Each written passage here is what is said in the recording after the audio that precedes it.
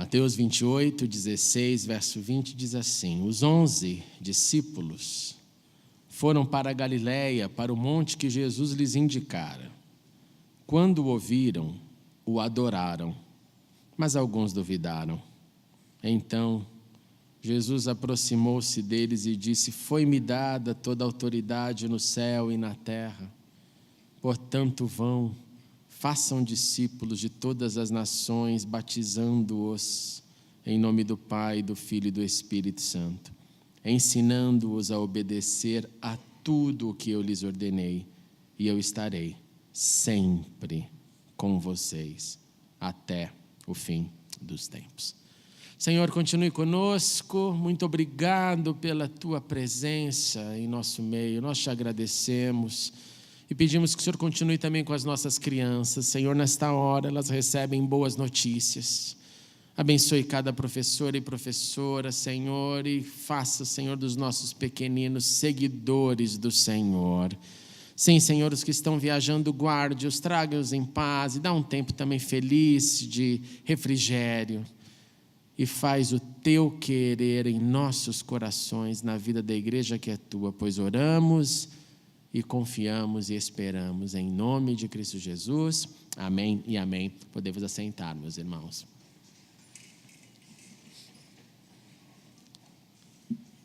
Saia da zona de conforto e vá para a zona do poder. Com o avanço da humanidade, da nossa história, cada vez mais nós desejamos e sonhamos com conforto, com todo o conforto que pudermos adquirir. Nós queremos conforto para viver bem em casa, nós queremos conforto em nosso carro, nós queremos conforto nas férias.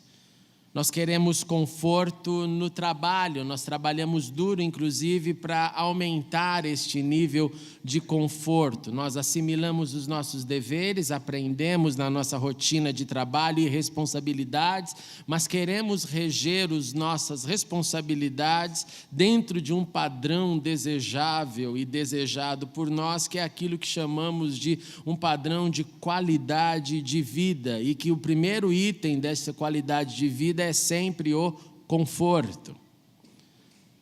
Este desejo nos faz então desfrutar ao máximo da vida, mas sempre com este olhar, com este termômetro que nos faz entender se estamos vivendo com conforto ou não. E não há nada de errado nisso.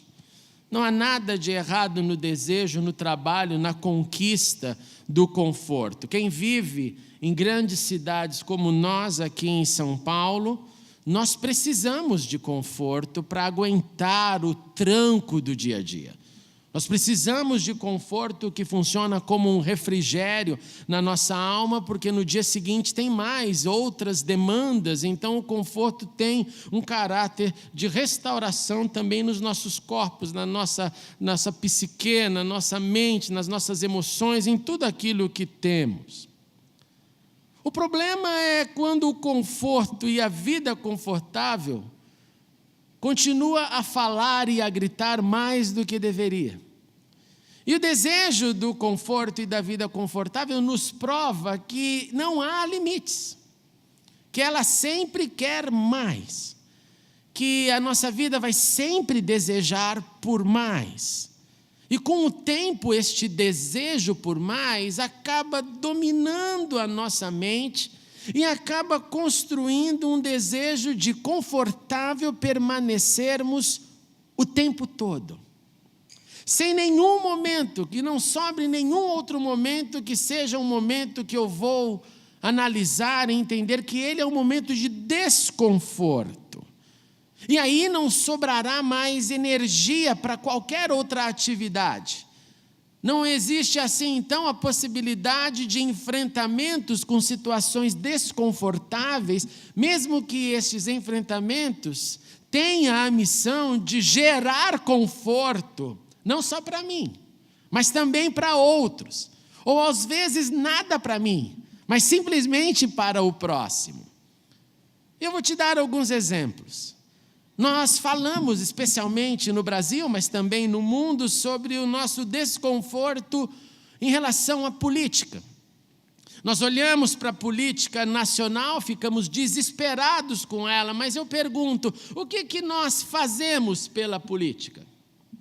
Quando é que nós saímos da nossa zona de conforto para um engajamento sério, responsável? Nós falamos dos dramas sociais, das necessidades, nós enxergamos o próximo que sofre. E eu pergunto, nós sempre atendemos essas demandas com prioridades ou vem primeiro o meu conforto, depois a ajuda para aquele que desconfortável está? Nós percebemos os nossos problemas pessoais, nós notamos, nós sofremos dramas em nossas casas, nos nossos relacionamentos, nas nossas amizades, nas nossas perdas, na nossa família. E eu pergunto, nós lidamos com todos eles com um certo imediatismo porque queremos resolvê-los, ou nós colocamos embaixo do tapete, porque vai afetar essa minha zona de conforto e vai me gerar um desconforto, então eu prefiro deixar para um outro dia. Na espiritualidade, nós somos desafiados o tempo inteiro, por oportunidades de serviço, necessidades, ministérios, chamamentos de Deus, de tudo. E eu pergunto, nós reagimos imediatamente, posicionamento juntos, como um só acorde, nós somos positivos e nossa reação ela é eficaz ao ponto que todos reagem, nós temos que constantemente dizer, gente, já está bom, pode parar de reagir, porque já temos suficiente, já tem gente demais em todos os ministérios, já tem mais do que precisamos, é assim que acontece. E a resposta, ela não é única, não é solitária. Cada um de nós tem uma ou mais respostas para esses questionamentos, mas o fato predominante é que o estresse da vida, o fato predominante é que as demandas pessoais e o conforto meu de cada dia, o conforto nosso de cada dia, ganha o espaço que deveria ser reservado prioritariamente para o sagrado. Para Deus que planejou para vivermos enquanto Ele nos dá vida, enquanto Ele nos sustenta com a vida, vivemos entendendo que a vida não é a permanência absoluta e perene na zona de conforto. Pois cristianismo, escute isso, é a missão de viver nele, mas este viver em missão. Cristianismo é a missão de viver nele, e este viver em missão. Foi assim desde o princípio. Os 12 que Jesus chamou, eles tinham as suas vidas, eles trabalhavam, se ocupavam para a sua subsistência, uns trabalhavam com honestidade, outros eram provavelmente corruptos, e Jesus os chamou, convidando para a missão de viver a vida nele, e o viver na missão. Os chamou para saírem da zona de conforto, para largarem os seus barcos, para largarem os seus ofícios, para seguirem o Mestre. Não havia um rumo definido, não havia seguranças absolutas. Era para andar pelas cidades, pelos vilarejos, socorrendo gente que estava no desconforto. Socorrendo gente que estava enferma por muitos anos, gente que estava cativa, gente que estava nas mãos de demônios. Era para se relacionar com o diferente, era para sentir o desconforto de amar o inimigo, de carregar escudo e lança de romano, não pela lei da 1 milha, mas para dobrar essa lei em 2, para sentir o desconforto na pele, e através desse desconforto iluminar a vida de soldados romanos. Através desse aprendizado, a missão então era compreendida, e naquele estágio inicial, eles se prepararam desta forma, para um momento em quando Jesus dissesse, tchau, não estarei mais fisicamente com vocês, vocês irão continuar. Então foi um treinamento, em cima de treinamento, em cima de treinamento e de possibilidades. Quando Jesus envia os 12, Mateus nos diz o seguinte, que Jesus dá uma declaração simples e clara. Olha, por onde forem, preguem essa mensagem, o reino de Deus está próximo. E aí começa a bula para lidar com os dramas. E os dramas incluíam o seguinte: vocês curem os enfermos, ressuscitem os mortos, purifiquem os leprosos e expulsem os demônios. Vocês receberam de graça, deem de graça. Caramba! Você imagina ouvir isso? O drama está com vocês agora.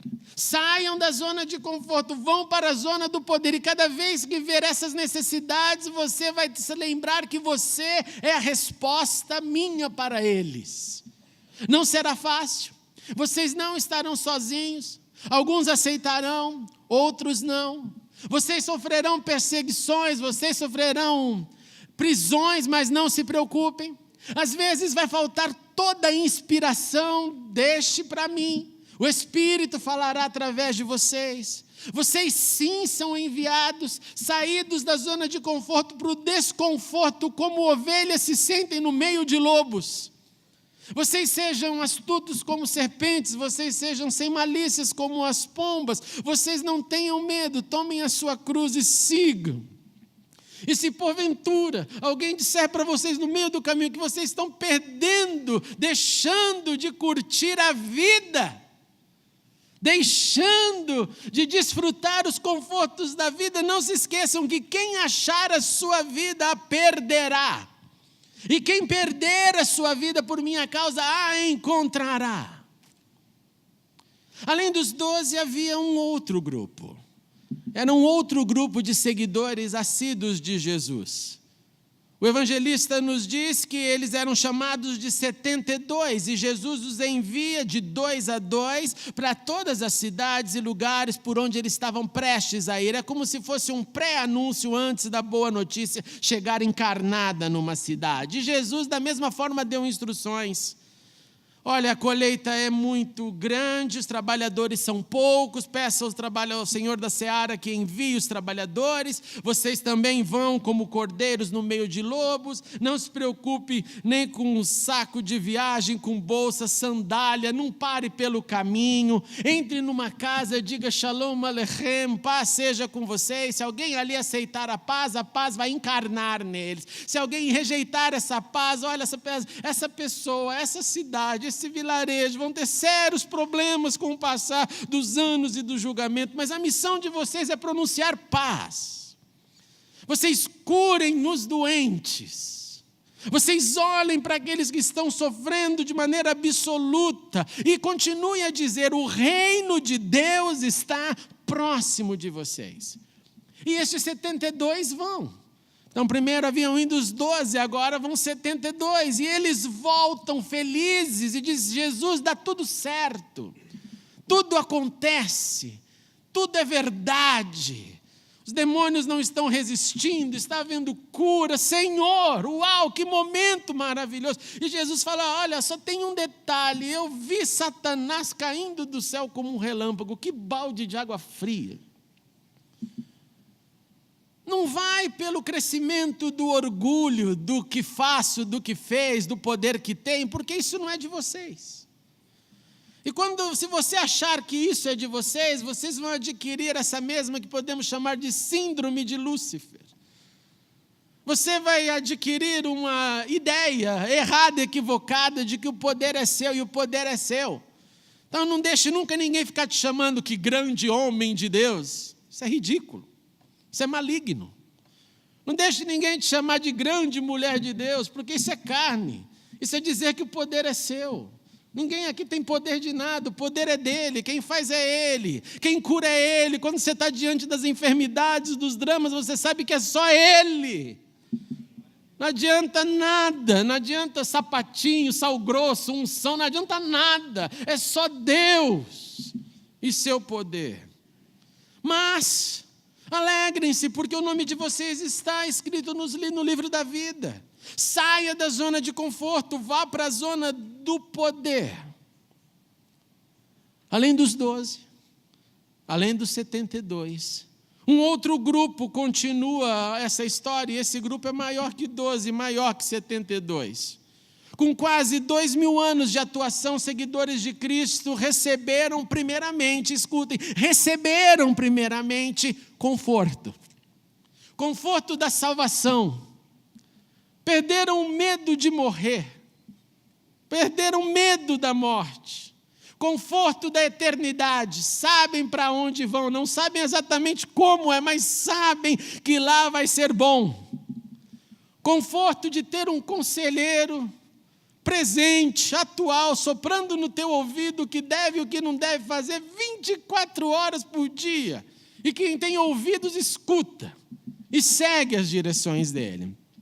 Conforto da paz que excede o entendimento humano, conforto da presença santa em nós, como já sentimos essa manhã nos momentos de louvor. Conforto para viver, conforto para morrer, conforto para existir. E na história, esses seguidores foram falando, proclamando, dando isto que dinheiro não compra. Eles experimentaram a missão de viver nele e a vida em missão. E é por isso que as boas novas continuam até hoje a transformar a todo mundo que escuta, a todo mundo que recebe, a todo mundo que crê. E essa missão foi dada lá pelo Espírito de Deus naquele Pentecostes, após a ressurreição, dar poder para a missão acontecer. E no poder, os seus discípulos iniciais, os 72, e eu e você, vivemos a vida. Com todos os compromissos que temos, com todos os desejos, com todas as responsabilidades, mas não podemos deixar o maior entendimento que é a nossa vocação de viver nele e viver a missão. A vida em missão que atenta para a oportunidade de compartilhar, a vida em missão que inventa oportunidades quando elas parecem não existir, pelo menos diante da gente.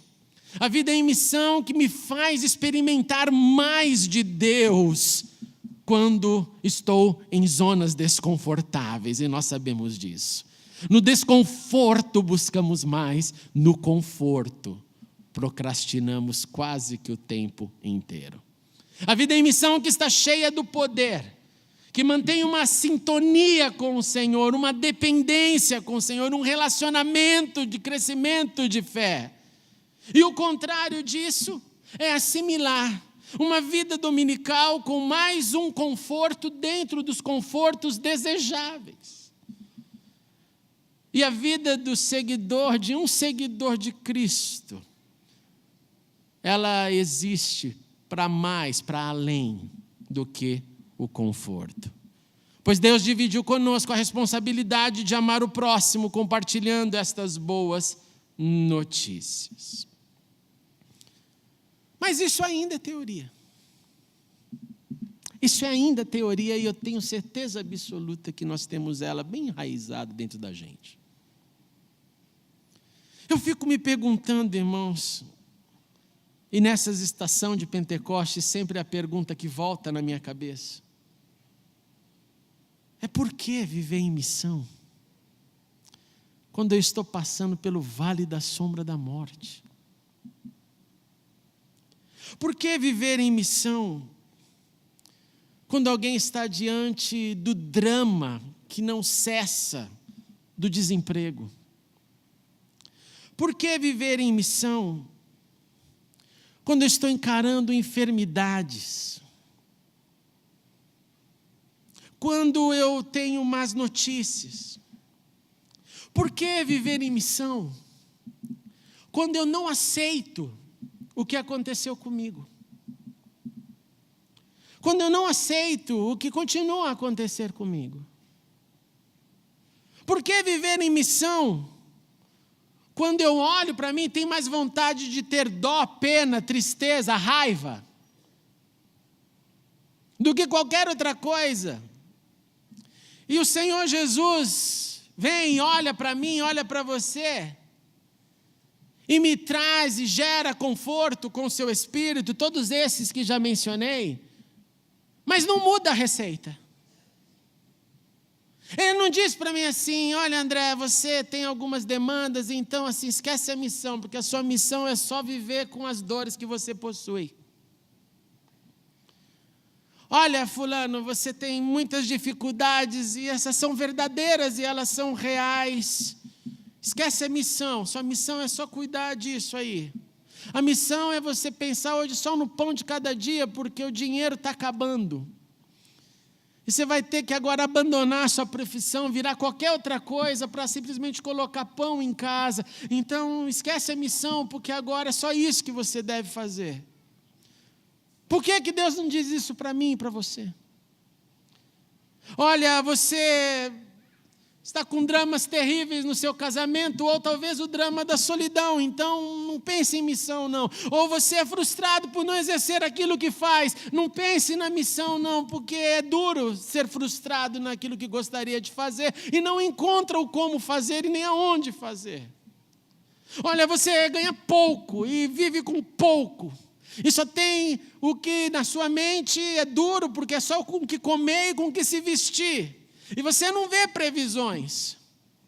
Então, deixa a missão de lado, porque as suas dificuldades já te sufocam. Por que Jesus não diz isso para a gente? Por quê?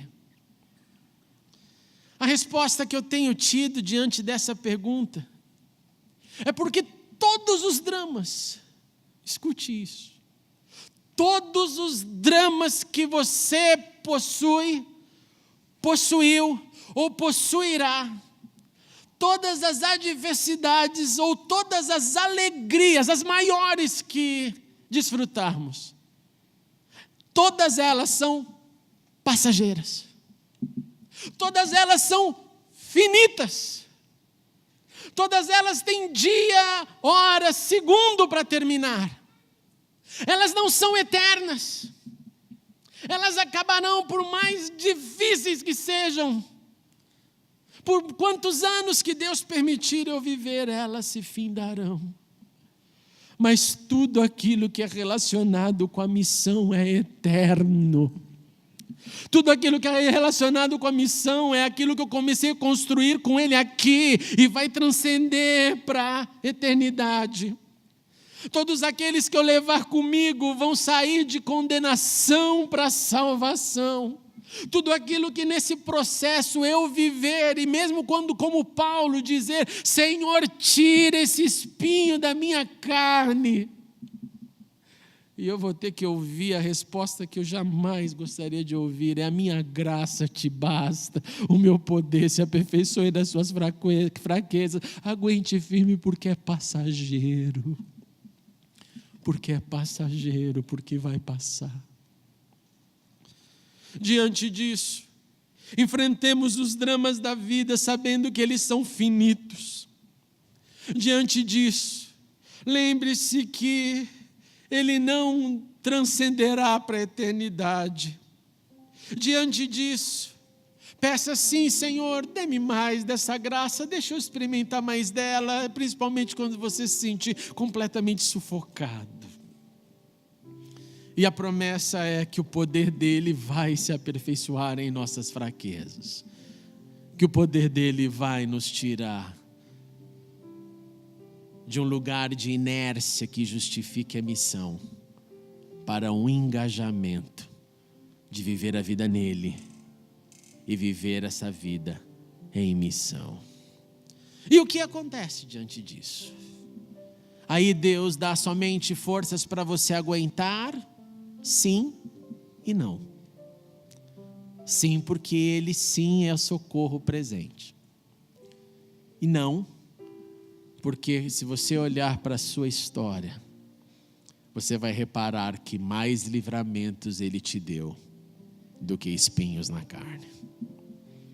Mais livramentos Ele concede a nós, mais conforto do que desconforto. Somos pequenos porque o desconforto nos paralisa.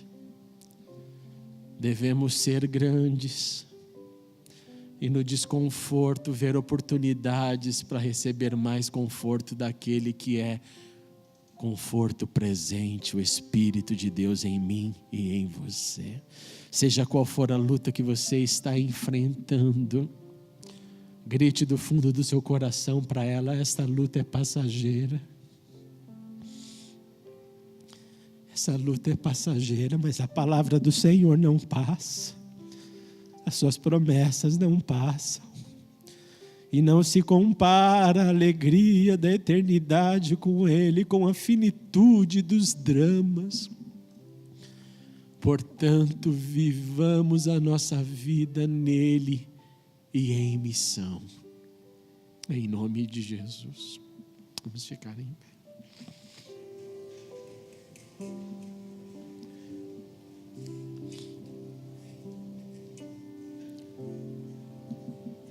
Vamos dividir as nossas cargas nessa hora. Procure alguém para você orar, antes de orarmos juntos. Vamos dividir as cargas, dizer, meu desconforto é isso aqui. Ou o meu conforto demasiado é aquilo. É aquilo. Preciso sair urgentemente, porque está me sufocando esse conforto. Está matando a minha espiritualidade. Está matando a minha condição de andar, mas eu quero mais. Vamos confessar uns aos outros. Faça isso com quem está do seu lado, com qualquer outra pessoa da igreja. Vamos ter um momento de confissão e oração uns pelos outros. Faz isso, sai do seu lugar. Confesse. Vamos dividir cargas nessa hora. Vamos dividir cargas nessa hora e orar. E depois ouvir, ore. O conforto demasiado ou o desconforto. Faça isso. Bendito é o teu nome, Senhor. Bendito é o teu nome, Senhor. Sim, Senhor. Queremos viver mais em Ti. Mais em Ti. Queremos e precisamos mais do Teu poder. Carecemos do Teu Espírito. Queremos viver, Senhor, na missão, em missão, e ver o Seu poder se aperfeiçoar em nossas fraquezas. Obrigado porque o Senhor nos mantém na missão, porque ainda estamos vivos. E missão é privilégio de gente que está viva. Então imprime em nossos corações nesta manhã: a sua missão não terminou.